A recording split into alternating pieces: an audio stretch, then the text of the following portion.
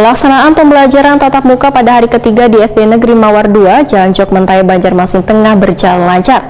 Peserta didik yang mengikuti pembelajaran hadir 100%. Namun proses pembelajarannya masih berpedoman pada masa pandemi COVID-19, yaitu 4 jam pelajaran. Pembelajaran tatap muka ini sesuai dengan kebijakan Dinas Pendidikan Banjarmasin.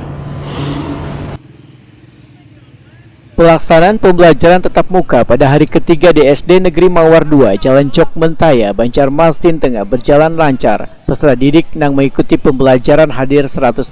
Kepala SD Negeri Mawar 2 Banjarmasin Wahdini Herawati Wetakuni Prima TV Baisukan Rabu 11 Mei 2022 memadahkan pembelajaran tatap muka ini sesuai dengan kebijakan Dinas Pendidikan Banjarmasin sehingga kesempatan ini dimanfaatkan untuk menyelesaikan materi kegiatan belajar mengajar yang sempat tertinggal selama pembelajaran jarak jauh beberapa waktu lalu.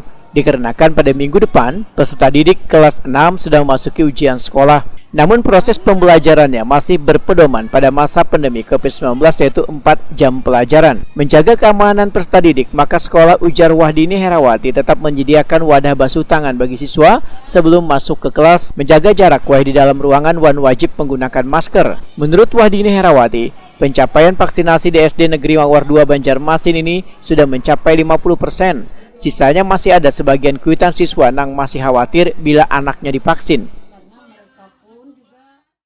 Ada kebijakan dari Dinas Pendidikan Pak Nuryadi bahwa semua sekolah melaksanakan PTM 100% dengan syarat vaksin yang belum mencapai 70% harus tetap dilaksanakan.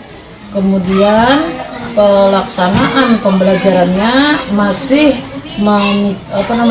berpedoman pada masa pandemik, tidak bisa lagi seperti biasa yang normal.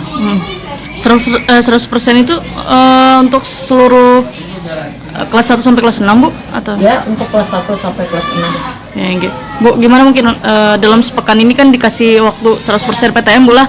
Nah, mungkin apa yang dilakukan oleh pihak guru sendiri nih, Bu, untuk peserta didik, Bu? Ya, yang pertama itu sebelum kita hadir ke sekolah, guru-guru sudah mempersiapkan kelasnya masing-masing, terutama dari segi kebersihan dan protokol kesehatan. Alhamdulillah di Mawar 2 ini, dan kebetulan Ibu juga PLT di Mawar 8 juga sudah antisipasi lebih dahulu membersihkan fasilitas sekolah, terutama kelas. Itu sudah dibersihkan hari Sabtu kemarin. Kemudian